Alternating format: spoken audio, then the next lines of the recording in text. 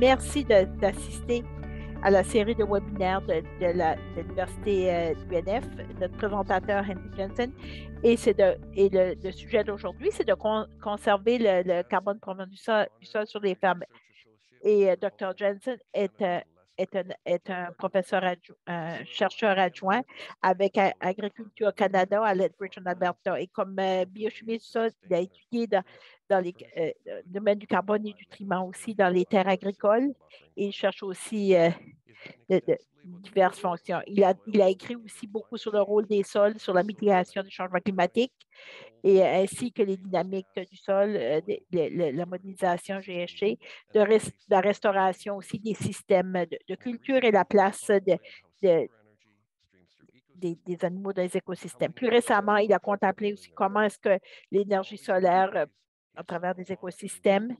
Et dans toutes ces entrevues-là aussi, il cherche aussi des opinions à long terme. Il veut voir comment les choix d'aujourd'hui ont un impact sur les choix de l'avenir. Dr. Jensen, la parole est à vous. Merci, Darren, pour cette belle présentation. Merci à vous tous de me donner l'occasion d'offrir de certains de vous donner des renseignements sur le carbone qui se trouve dans le sol. Soyez patient avec moi alors que je suis en train de partager ma présentation.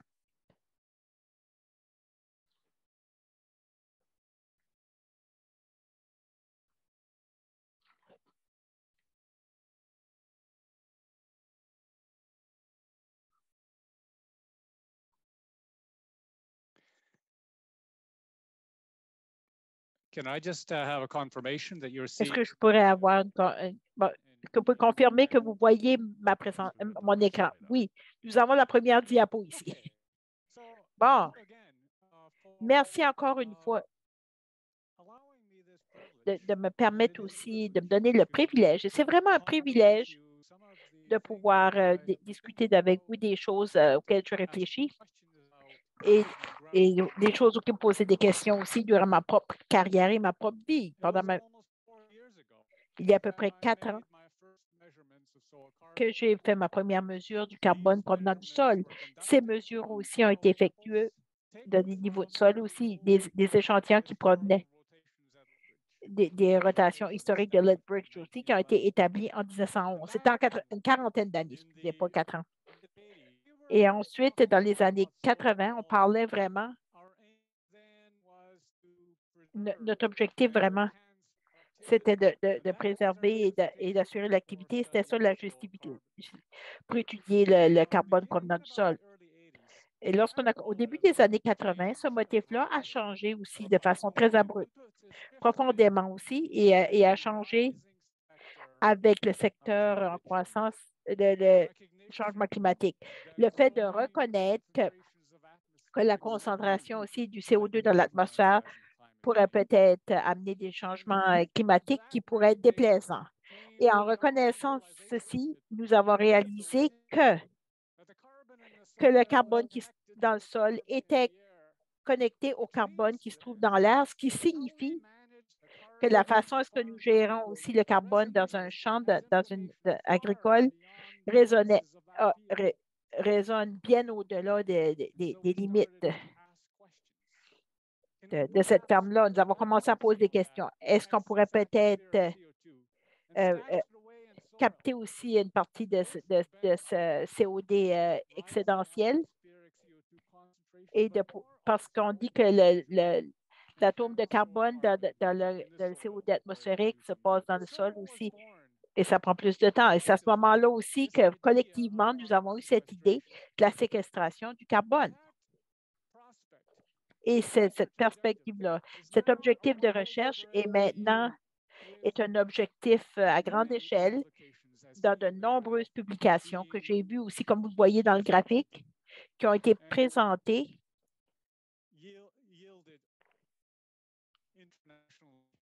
et qui ont aussi un résultat international aussi, peut-être des milliers aussi des choses cumulatives et qui semblent aussi, ça semble quand même être une augmentation exponentielle.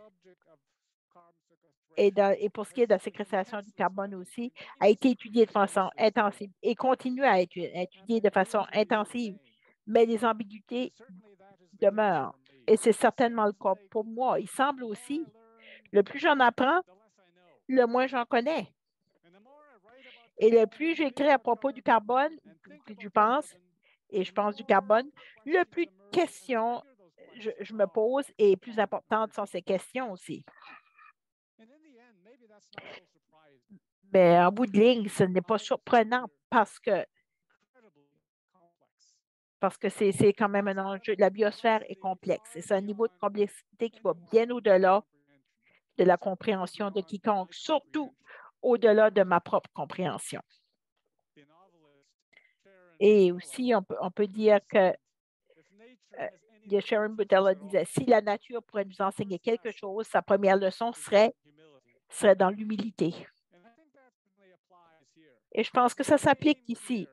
Donc, mon objectif ici, pendant cette présentation, ce n'est pas d'instruire, mais ce n'est pas d'illuminer, mais plutôt c'est vraiment d'éduquer et de peut-être inciter aussi de comment collectivement, dans nos discussions, alors que nous espérons en apprendre ensemble, à propos de ces dynamiques, des rôles aussi du carbone dans le sol. Et c'est vraiment ce que j'espère et ce sera mon approche. Et j'entends poser des questions avec des réponses partielles et j'espère aussi que nous pourrons apprendre mutuellement.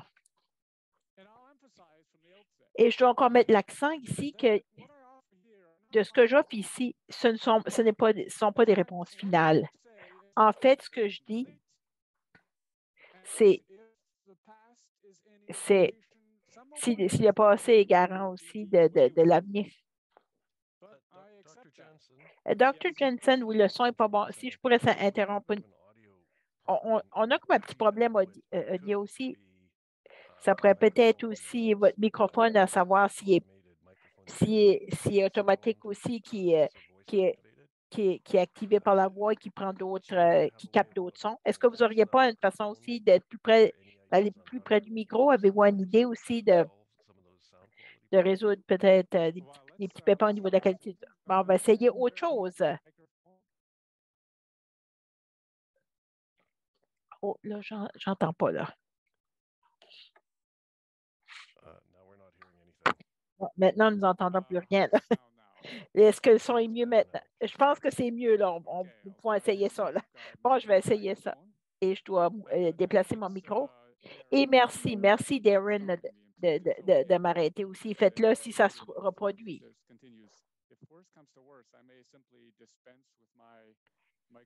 Donc, si je peux dispenser avec mon microphone et d'utiliser aussi l'ordinateur. Donc, simplement pour revenir en arrière, ici, mon intention, c'est d'offrir des idées aussi et de poser des questions vraiment pour apprendre mutuellement. Et je tiens à vous rappeler aussi que je ne donnerai pas, mes réponses ne sont pas finales. Et d'accepter ce que je te dis peut-être être complètement dans le champ et incomplet, certainement, mais j'accepte ceci. De reconnaître que c'est comme ça que nous apprenons. Nous apprenons aussi à aller au-delà de ce que nous connaissons. Et afin d'arriver à ce que vous ne connaissez pas, vous devez prendre un chemin qui est le chemin de l'ignorance. Maintenant, laissez-moi procéder en commençant par une question. Darren, est-ce que vous m'entendez mieux? Oui, oui, ça s'améliore. La première question ici, c'est une question qui est fondamentale. Pourquoi entreposer du carbone qui se trouve dans le sol? Pourquoi faire cet exercice d'entreposer du carbone dans le sol? J'ai déjà mentionné aussi c'est deux raisons. Un, c'est préserver la productivité du sol parce que le carbone dans le sol est associé aussi à la capacité de générer des rendements des cultures. Et bien sûr, le deuxième, c'est pour mitiger les changements climatiques. Ce sont certainement aussi des raisons importantes et ce sont des intentions aussi. Ici, je dois dire que les avantages d'augmenter le carbone dans le sol vont bien au-delà et beaucoup.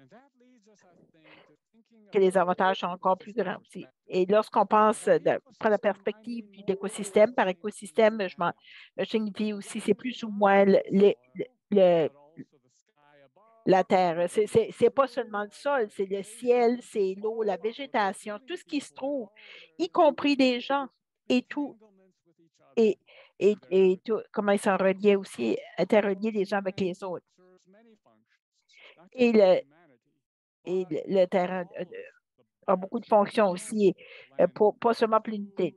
Bien sûr, la terre produit la nourriture, le combustible, et ça aide aussi à réduire les impacts du changement climatique. L'habitat, la bio, c'est une source de biodiversité, filtre l'air, nettoie l'eau. Et bien sûr, aussi un retour aussi de l'esprit, des fins esthétiques, toutes ces fonctions-là qui dépendent vraiment de la Terre. Ici, je dois vous dire dans cette présentation que virtuellement, toutes ces fonctions essentielles sont associées au, au carbone qui se trouve dans le sol. Et simplement aussi pour étendre un peu là-dessus, laissez-moi prendre un peu de recul et de réviser aussi des faits fondamentaux. Et c'est simplement poser qu'est-ce qui, en bout de ligne aussi, motive nos écosystèmes? Qu'est-ce qui, qu'est-ce qui comprend toutes leurs fonctions aussi? Et bien sûr, c'est le soleil. Et comme nous disons aussi, toutes les choses que nous voyons qui avancent aussi avancent parce que le soleil brille. Et ça, comme juste de dire que tout ce que vous voyez ici, tout ce que vous pensez euh, est vraiment aussi influencé par le soleil. Lorsqu'on parle du carbone et le carbone mesuré, et c'est le carbone aussi, et souvent c'est ça le cycle du carbone auquel vous songez, mais ici, ce qu'on parle, c'est vraiment l'énergie parce que le carbone aussi, comme que je peux lire dans mon premier texte en écologie, le carbone est étroitement associé aussi au flux d'énergie. Et les deux sont inséparables. Donc, toutes nos connaissances technologiques, nonobstant, la photosynthèse demeure aussi la conversion d'énergie la plus importante dans la biosphère. C'est un processus qui prend le carbone de l'air, du ciel, et avec l'énergie du soleil et des combustibles aussi, ce sont eux qui s'occupent de toutes les fonctions dont on parlions plus tôt. Nous pouvons aussi voir la Terre comme un circuit éternel ou un circuit d'énergie. Et souvent, je perds pas cette rivière de lumière solaire aussi euh, passe dans le sol et bien sûr génère aussi un peu le cycle de la vie et comme nous le voyons. L'expression de Sears. Et l'utilisation ultime de la Terre, c'est vraiment de capter l'énergie solaire pour appuyer la vie, non seulement la vie humaine, mais aussi de tous les êtres vivants. Et lorsque nous y pensons, c'est vraiment ce que nous faisons aussi lorsque nous faisons de l'agriculture. Ce que nous faisons, nous prenons aussi des matières vertes pour récolter l'énergie du soleil. Ensuite, on utilise aussi l'énergie pour nous nourrir, nourrir nos animaux et nous utilisons cette énergie aussi pour nos véhicules automobiles. Et il faut toujours être conscient que nous, nous avons besoin de recycler suffisamment de cette énergie solaire pour assurer la durabilité aussi de la machinerie biologique des écosystèmes pour qu'ils continuent ce cycle-là, y compris aussi la biodiversité aussi qui fait partie de cette machinerie-là. Voici où je veux en venir. Le carbone dans le sol est essentiel. Et il est essentiel à ce système-là. Ce cycle de vie, cette roue de la vie, il confère la résilience, cette capacité du système de maintenir sa fonction lors des perturbations. Le carbone dans le sol, c'est vraiment ce bassin important d'énergie qui agit un petit peu comme un canon de, de- de la roue aussi, de garder cette énergie-là aussi qui continue à tourner et qui provient aussi du biomasse, du carbone des biomasses. Et si vous me permettez aussi de changer la métaphore, pensez à la batterie dans un système d'énergie renouvelable qui garde et qu'on peut garder aussi les lumières ouvertes lorsque le vent ne souffle pas et que le soleil ne brille pas. Et comme intendant de la Terre, des gens qui vivent sur la Terre, c'est vraiment de garder cette batterie-là chargée. Notre but, c'est d'utiliser avec prudence ce tampon-là, cet énorme bassin d'énergie pour notre utilisation actuelle, mais aussi de maintenir de maintenir nos fonctions actuelles et futures aussi, et en cas aussi de perturbations qui pourraient arriver, en préservant aussi le carbone dans le sol, nous pourrons maintenir aussi la capacité de la Terre aussi pour garder ces fonctions-là, de maintenir cette rivière de, de lumière solaire aussi pour continuer le cycle vers le sol. Et je pense que c'est important de dire aussi que le sol, à cet effet, ce n'est pas seulement un réservoir, mais ce n'est pas simplement un entrepôt, mais c'est aussi un catalyseur. Ce n'est pas simplement un réservoir aussi pour le carbone excédentaire, mais c'est aussi un genre de dynamo qui assure le flux d'énergie. Et peu importe combien vous avez et comment actif que c'est ou comment c'est en vie. Et c'est la façon que, que, que c'est quand même en harmonie avec les fonctions de la Terre. Et pour ce rôle-là, le carbone dans le sol, au moins en partie, doit être dynamique et non statique. Et le montant optimal de carbone et sa configuration dépend aussi de l'endroit spécifique, sa condition et de ce à quoi on s'attend dans cet endroit-là. La question, pourquoi est-ce que nous entreposons le carbone, mais plus c'est vraiment pour maintenir aussi les fonctions actives de l'écosystème, de maintenir toutes ces fonctions-là qui, bien sûr, comprennent le rôle d'atténuer les changements climatiques. Et alors que j'y pensais, je commençais à me demander de peut-être parler un peu moins de la séquestration de carbone et de peut-être parler un peu plus de l'intendance du carbone. La séquestration, c'est un processus linéaire aussi, c'est de simplement prendre ici, ça va de haut en bas. Alors que l'intendance, c'est différent. C'est un cercle continu, comme les Autochtones ont dit, de tout ce que le monde, de tout ce qui, le pouvoir du monde est fait en cercle, tout ce qui se fait. Deuxième question. Est-ce que le son est mieux? Il y a une amélioration, mais est-ce qu'il y a d'autres options aussi pour l'améliorer un petit peu plus? Bon, ben, je vais essayer de peut-être me distancer un petit peu là. M'entendez-vous maintenant? Oh, wow! Vous allez entendre ça. Oui.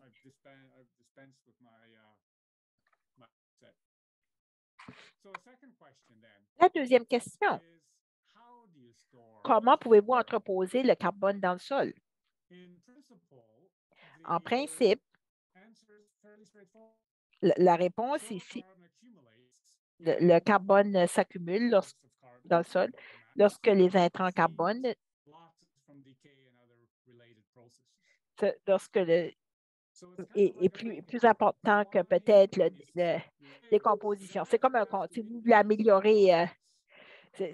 améliorer la santé de votre compte bancaire, si vous augmentez vos dépôts et réduire aussi vos retraits, parce que vraiment, les épargnes, c'est la différence entre les dépôts et les retraites.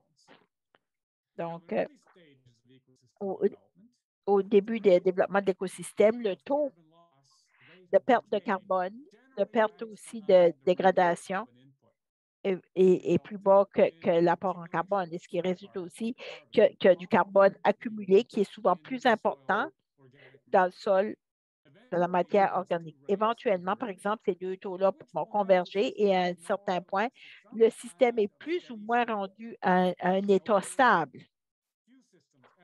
alors que très peu de systèmes peuvent atteindre aussi un état stable aussi.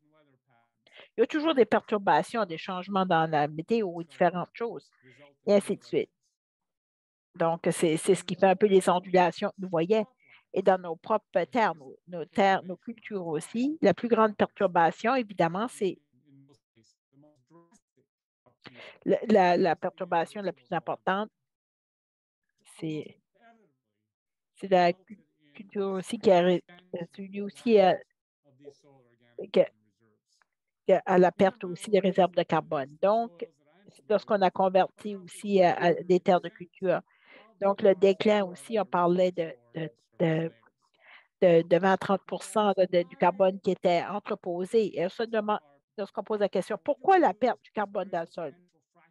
Comment est-ce qu'on peut perdre autant de carbone lorsqu'on convertit nos terres naturelles à des terres agricoles, de culture?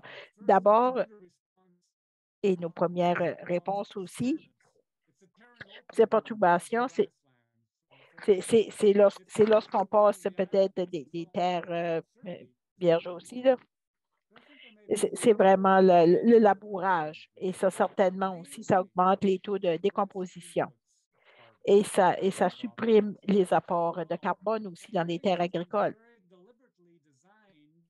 Donc, des fermiers, nous faisons l'extraction de matières dans les terres. L'aspect fondamental de l'agriculture, c'est d'enlever aussi la biomasse de culture pour réduire la capacité, la quantité de carbone, des intrants carbone dans le sol. Parce que vraiment, l'agriculture est conçue pour enlever le carbone.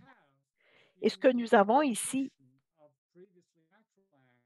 dans les terres agricoles, c'est une conversation, la transition d'un système qui investit en énergie en carbone d'un système qui exporte le carbone.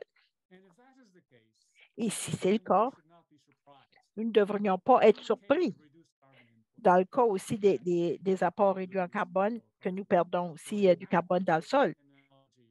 Et si on retourne à l'analogie, et nous commençons aussi, et avant d'aller, on ne devrait pas non plus être surpris que dans un compte bancaire aussi commence à être dans le rouge. Et une autre façon de le voir aussi, de voir cette transition, c'est de se rappeler que souvent, ce que nous avons fait, nous sommes passés d'un système naturel. C'est un changement aussi agricole. On va de populations vivaces à une population annuelle de plantes. Et les vivaces aussi, souvent, sont utilisés pour, pour bâtir des systèmes qui sont résilients. Ils sont des fondations aussi pour des systèmes résilients. Et pourquoi aussi on parle de vraiment capter aussi l'énergie solaire. Et d'abord aussi, ils ont une durée étendue de la photosynthèse. Les vivaces sont toujours là pour capter l'énergie du soleil. Lorsque le soleil brille le printemps, lorsqu'il commence aussi à faire fondre le sol au printemps, les vivaces sont là pour capter les premiers rayons de soleil et de commencer aussi à extraire l'énergie. Lorsque, lorsque la pluie suspend aussi, est suspendue durant une sécheresse en été, les vivaces sont là pour additionner de l'énergie additionnelle. C'est une raison. La deuxième raison pour laquelle les vivaces sont efficaces pour récolter l'énergie solaire, ils ont évolué aussi pour résister année après année. Ils sont ici. Et c'est vraiment en allouant aussi une grande partie aussi d'énergie solaire dans les racines, en dessous du sol, dans le sol, comme, comme les racines et ultimement dans le sol.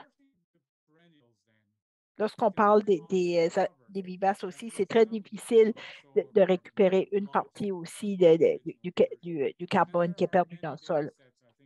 Et il y a beaucoup de données aussi là, qui prouvent en fait qu'une accumulation, qu'auparavant aussi, là, lorsqu'on passe à des terres agricoles, et parfois il y a des augmentations qui sont améliorées aussi en utilisant des nutriments additionnels Et pourquoi est-ce que c'est amélioré? Ça améliore aussi le carbone dans le sol. C'est en raison aussi de la photosynthèse, le rendement aussi de retourner le carbone dans le sol. La difficulté ici, avec les systèmes vivaces, c'est que la plupart de nos systèmes alimentaires dépendent des récoltes annuelles. En fait, ils dépendent aussi des récoltes qui ont été conçues de façon délibérée pour maximiser la portion cultivée et qui sont ensuite exportées de l'écosystème. Et il y a du travail en cours pour développer aussi des, des céréales vivaces aussi, mais comme contingence aussi souvent, la meilleure façon aussi qu'on peut concevoir des systèmes de récolte, c'est vraiment d'imiter les vivaces. Et ce n'est pas en rendant la chose plus compliquée, nos systèmes d'agriculture, de faire de façon délibérée, d'imiter ces systèmes-là et de diversifier aussi nos systèmes agricoles, par exemple, des, peut-être des systèmes un peu plus élaborés, des rotations de culture en utilisant des cultures de couverture lorsqu'ils s'appliquent, en utilisant aussi des animaux de façon judicieuse aussi, comme peut-être dans des systèmes vivants. Et en général, de garder le sol vert, de capter l'énergie lorsque possible. Et bien sûr, maximiser le retour sur l'environnement dans le sol, que ce soit maximiser les retours en carbone, que ce soit aussi par les cultures ou bien les animaux. Et nous avons une longue liste et ces listes-là aussi sont là à de nombreux endroits. Mais si on augmente aussi le retour de carbone, et ça ralentit aussi la décomposition et ça a une tendance à augmenter le carbone dans le sol. Et c'est une façon aussi d'améliorer. Et, et, et il y a d'autres résidus aussi, ou bien des engrais commerciaux. Et c'est pour améliorer, réduire les réductions de nutriments aussi, et d'augmenter la biomasse qui peut être retournée comme matière organique dans le sol. Ici, il n'y a pas de recette comment est-ce qu'on peut entreposer du carbone dans le sol. Il y a pas de recette magique qui s'applique partout. Il n'y a pas une liste là, universelle là, de meilleures pratiques. Le meilleur, ça dépend où vous êtes, qui vous êtes et les fonctions visées dans un endroit donné. Et ça signifie qu'il y a, plutôt que simplement adopter quelque chose de ces solutions aussi d'ailleurs, peut-être que vous voulez passer un peu plus de temps à écouter à la terre locale, d'écouter d'écouter la sagesse locale, la sagesse des fermiers, de plus en plus aussi de réaliser que, que les personnes, les premiers autochtones aussi qui sont là, qui ont une interaction aussi beaucoup plus longue, une histoire beaucoup plus longue de raconter sur l'histoire que bon nombre d'entre nous. Ici, peut-être, on pourrait écouter l'avis. Ehrenfeld aussi. Faites attention aux experts. Trop souvent, nous, et je m'inclus aussi là-dedans, nous sommes des personnes qui ont beaucoup de connaissances, mais sur des systèmes très étroits. Et je pourrais ajouter aussi, là, faites attention aux étiquettes des panacées prometteuses. Ce qui est encore plus important, les principes de restauration versus les pratiques prescrites. Et souvent, ces principes-là sont plus importants ou bénéfiques que les pratiques prescrites. Et toujours se rappeler que nous tous, idéalement, nous sommes toujours en mode apprentissage. Nous sommes en train d'apprendre à adopter de meilleures pratiques de gestion. La troisième question. Comment allons-nous savoir quand nous avons entreposé aussi du carbone dans le sol et comment, combien? C'est une question là, qui me... Et c'est comment allons le savoir aussi si nous avons entreposé du carbone dans le sol et combien en fait? Et c'est difficile à dire, par exemple, aussi, que la chaîne du carbone, de mesurer le carbone dans le sol. Ce changement-là n'est pas facile. Et c'est certainement pas, ça ne prend pas un génie pour le faire, c'est beaucoup plus difficile. Parce que le carbone dans le sol varie. Et souvent aussi, la différence peut varier d'un endroit à l'autre. Et c'est plus difficile aussi que des différences qu'on peut voir aussi dans des pratiques de gestion que nous avons mis en œuvre. C'est difficile assez pour nous de voir des changements dans des petits parties de la Terre. Mais lorsque vous faites, par exemple, vous avez une Terre qui est à peu près, qui ressemble à celle-ci, c'est comment est-ce que vous pouvez mesurer aussi les gains de carbone dans le sol aussi? Lorsqu'on a un peu partout aussi, combien d'échantillons devez-vous mesurer pour évaluer la valeur un peu partout sur une terre de ce genre-là? Et en ajoutant ceci, avec les changements aussi pour les stocks de carbone dans le sol sont lents. Et souvent, ça peut prendre beaucoup de temps pour définitivement voir aussi des changements au niveau du carbone dans le sol. Ça peut prendre des années, ça peut prendre des décennies. Et souvent, le seul recours, c'est vraiment d'être patient et de pouvoir le faire sur une longue période de temps. Euh, En bout de ligne aussi, c'est vraiment l'objectif final. Il faut être patient et vraiment être à l'écoute du sol. Et ce n'est pas surprenant aussi que ce que vous connaissez sur les changements du carbone proviennent des expériences à long terme, comme ce que nous voyons ici. Ici, je l'ai dit ailleurs, et parfois aussi, ce sont des endroits où est-ce que nous écoutons. Ce sont des endroits où est-ce que nous écoutons. On essaye aussi d'entendre les murmures du temps qui révèlent le verdict, de savoir révéler aussi comment bien nous avons géré la Terre dans cet endroit-là.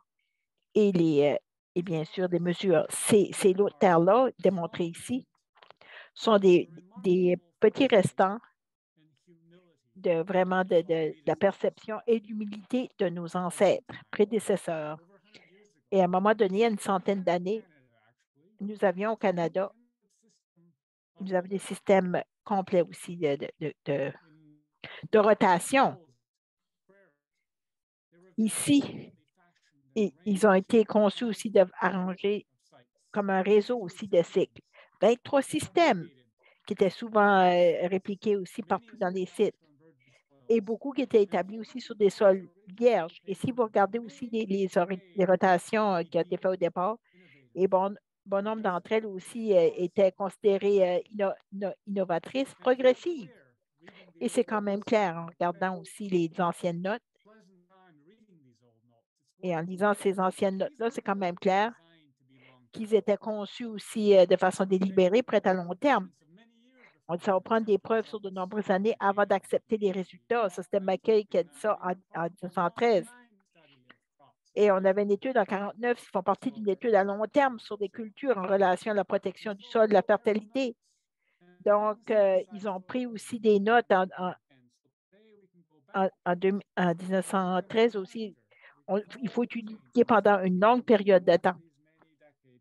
Et durant toutes ces décennies-là, et certaines datent même de plus de 100 ans, et c'est de faire des analyses aussi, effectuer des analyses pour ceux qui ont établi ces lots-là ne pouvaient pas voir. Maintenant, c'est possible pour nous, par exemple, d'extraire l'ADN de ces anciennes sols-là et de savoir aussi découvrir ce qui vivait dans ces sols-là, ce que ça faisait. Et tristement, la plupart de ces terres-là ont disparu. Et maintenant, si on demande aussi par où commençons-nous aujourd'hui, qu'est-ce qu'on peut établir, qu'est-ce qu'on pourrait mettre en place pour ceux qui nous suivront aussi pour des sites à long terme. Nous avons trouvé un site conçu pour vivre au-delà d'une durée plus longue que ce fondateur. Il faut vraiment savoir que lorsque nous l'aurons fait, si on veut améliorer le carbone dans le sol, et je pense que ça serait juste de dire, et c'est de faire des changements à l'échelle régionale. nous aurons toujours des modèles pour estimer les changements régionaux. Les modèles sont des outils ultimes, mais ces modèles-là doivent continuer aussi des mesures à long terme. Ce qui est triste aussi, la surveillance aussi, ce n'est pas quelque chose non plus qui est beaucoup de pisasse, là. Et ce n'est pas conçu non plus pour faire des publications scientifiques. Il y a encore la question, est-ce que nous serons en mesure de vérifier en 2050 les cibles que nous avons établies aujourd'hui? Et maintenant, nous voulons être très prudents, comment prédire l'avenir des changements de sol, de carbone dans le sol, et d'avoir les moyens aussi où est-ce que nous pouvons, de voir à la vitesse à laquelle ils arrivent. La quatrième question. Où est-ce que le carbone dans le sol devrait être entreposé? Nous savons aussi que les terres agricoles ne sont pas des paysages uniformes. Même en terrain plat, il y a des changements aussi, des différences d'un endroit à l'autre. Donc, l'entreposage du carbone dans le sol, de ces avantages possibles ne sont pas les mêmes partout. Mais commençons-nous, un endroit par où commencer. Lorsqu'on parle de séquestrer ou d'entreposer du carbone dans le sol, est-ce que ces endroits-là sont déjà en dégradation? Est-ce qu'il y a de l'érosion ou bien d'autres impacts négatifs? Ce sont les sols, souvent, qui vont démontrer aussi les taux plus élevés des gains. Et souvent, ce sont des endroits qui vont profiter le plus de, d'une augmentation du carbone dans le sol.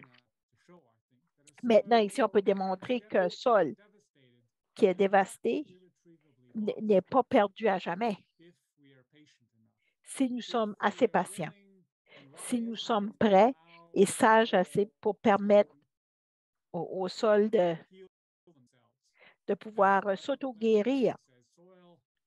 C'est que le sol peut se guérir, est un guérisseur.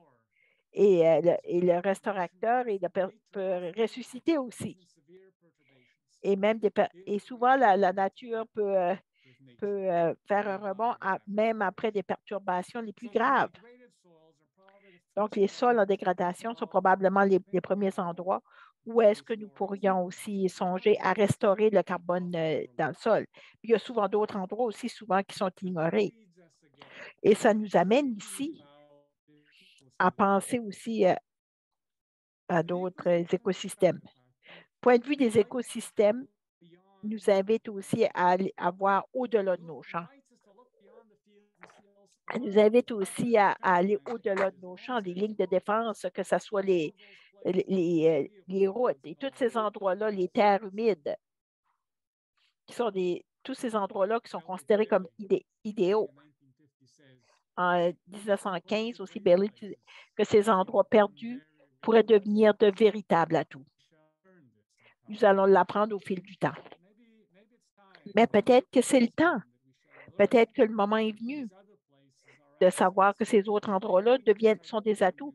Peut-être qu'il faut commencer aussi à parler au-delà d'où ils sont situés. Il faut transformer aussi les paysages au complet plutôt que des lots. Est-ce que nous pouvons augmenter les paysages et qui nous demandent aussi à avoir une autre vision de la Terre? Qu'est-ce que nous voulons que nos terres ressemblent à quoi? Et l'idée, là, comme l'idée aussi, Kelton aussi, l'idée de planifier, de mieux planifier, d'avoir un paysage plus varié, ça nous amène aussi de songer davantage, comme d'autres auteurs le disent, de songer davantage à à des terres qui auraient plusieurs fonctions et de façon délibérée. Nous avons différents endroits, différentes fonctions aussi, sont gérées pour différentes fonctions. Par exemple, certaines régions peuvent être utilisées pour la renaturalisation. D'autres endroits pourraient être gérés pour séquestrer le carbone. D'autres pour produire de la nourriture. D'autres endroits, ce serait pour maintenir la biodiversité, d'autres filtrer l'eau, le point de vue, d'autres pour des fins esthétiques. C'est vraiment développer un genre d'assemblage pour différentes fonctions. Et tous ensemble ont différentes fonctions pour l'humanité et d'autres processus de biosphère qui sont essentiels. Et toutes ces fonctions-là, il faut vraiment trouver l'aspect génial de la place aussi. Le sol, de lire le sol, de savoir quelles fonctions. Il faut se rappeler ces choses-là. Le sol se rappelle de toutes ces choses-là. Le sol connaît ses fonctions. Où est-ce que nous pouvons optimiser ces fonctions-là? Ainsi, cette variabilité que nous avons vue n'est plus un obstacle, mais devient une possibilité, une occasion de savoir où est-ce que nous voyons certaines fonctions qui pourraient être optimisées, quel endroit, écouter et même guérir aussi. Et le carbone dans le sol sert de mémoire aussi pour la Terre aussi. Le carbone dans le sol, c'est simplement la vie au repos. C'est c'est un restant de la vie passée et c'est l'origine de la vie à venir. Donc, ici, lorsqu'on examine le carbone dans le sol, c'est vraiment aussi d'inciter ces mémoires-là qui sont inclus dans le carbone, comment le système aussi, d'espérer aussi, de rassembler aussi des éléments de ce que ça pourrait devenir, et aussi tout en mesurant le carbone. Et c'est une façon de comment nous comme intendants de la Terre, comment bien nous vivons sur la Terre. Nous, nous allons faire prospérer ou bien nuire au sol aussi. Et le sol va rester. Le sol reste et se rappelle. Une dernière question.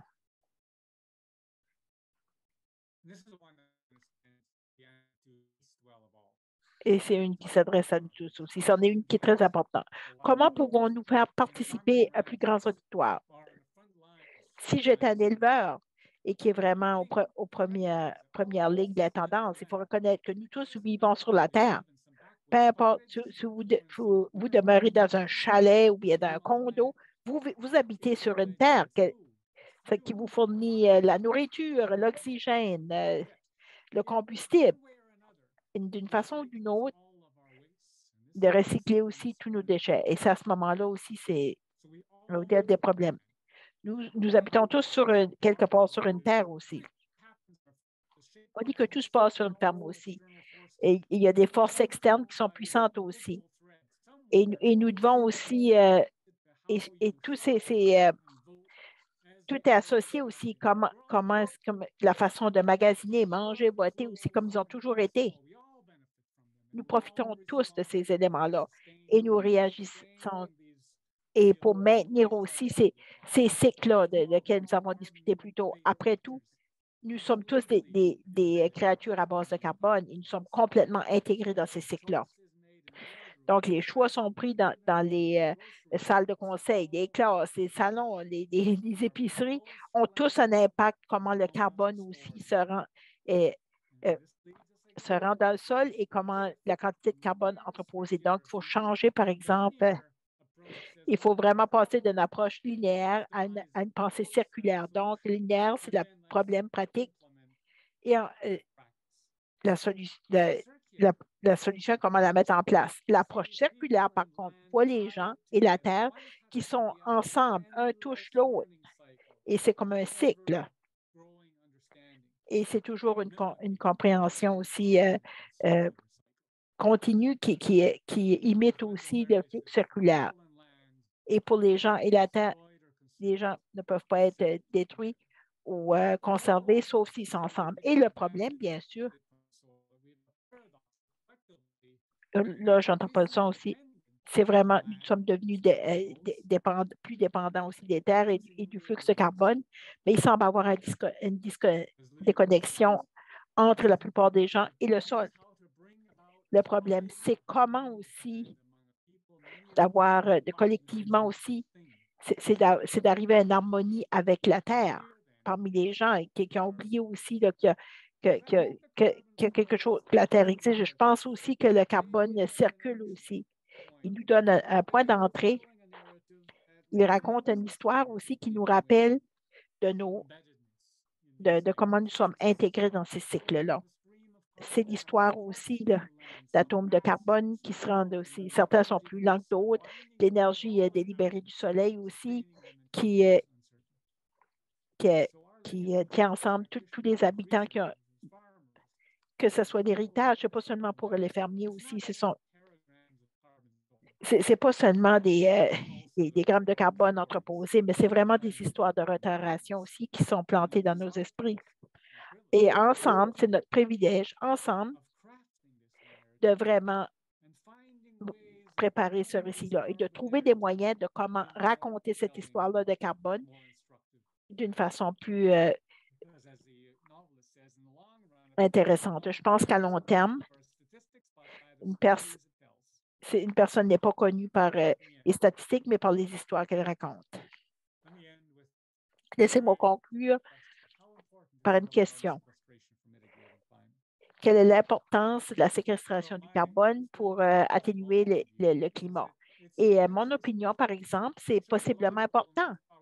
Et ça vaut certainement la peine, mais pour pouvoir réduire les impacts du climat aussi, autant que possible.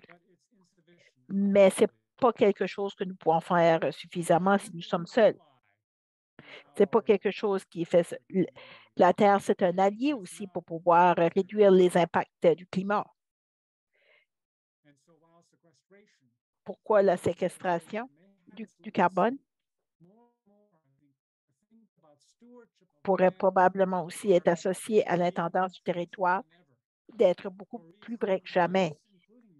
Oui, de comprendre aussi la réduction des impacts climatiques, mais c'est au-delà ici. Oui, il y a des changements climatiques, mais il y a aussi une perte au niveau de la biodiversité. Il y a aussi des écarts au niveau social, que ce soit aussi la nourriture et tout. Ça dépend aussi du flux continu d'énergie et du carbone aussi qui passe dans nos écosystèmes. Lorsque tout ceci sont basés et sont dépendants des terres fonctionnelles et qui dépendent aussi du carbone dans le sol. Mais il faut comprendre aussi la santé du sol et que c'est défini comme la vitalité d'un sol qui est capable de soutenir aussi ses fonctions socio-écologiques de la terre où il se trouve. Et c'est la raison pour laquelle aussi nous avons des fermes solaires là, pour vraiment promouvoir aussi toutes ces fonctions-là de l'écosystème. Par où commençons-nous? C'est toujours la question plus difficile. Ces problèmes-là sont tellement vastes. Et c'est souvent, vous commencez dans le sol. Ce qu'on veut faire aussi, c'est vraiment, nous avons tendance à vouloir réparer les écosystèmes plutôt qu'apprendre à vivre à l'intérieur d'eux. Peut-être une chose pour faire, c'est choisir un endroit qui vous tient à cœur et maximiser aussi la probabilité qu'il va vivre au-delà de nous. Améliorer aussi ces fonctions-là à raconter l'histoire du sol. Nos fermes aussi ne peuvent pas rien résoudre par elles-mêmes. C'est simplement juste un petit endroit où est-ce que devient notre point de départ, mais c'est la chose la plus importante. Donc, on peut utiliser aussi le carbone dans le sol pour pouvoir atténuer les changements climatiques, mais c'est aussi d'assurer nos terres, aussi permettre qu'ils peuvent prospérer malgré des événements négatifs. Et de pouvoir soutenir la vie aussi et de le faire aussi à long terme. Et ceci étant dit, je tiens à vous remercier de votre attention. Et maintenant, je serai prêt à prendre des commentaires et des questions. Merci beaucoup. Merci beaucoup, Dr. Jensen. C'était une présentation fantastique et j'ai vraiment apprécié aussi votre commentaire sur les tendances de carbone.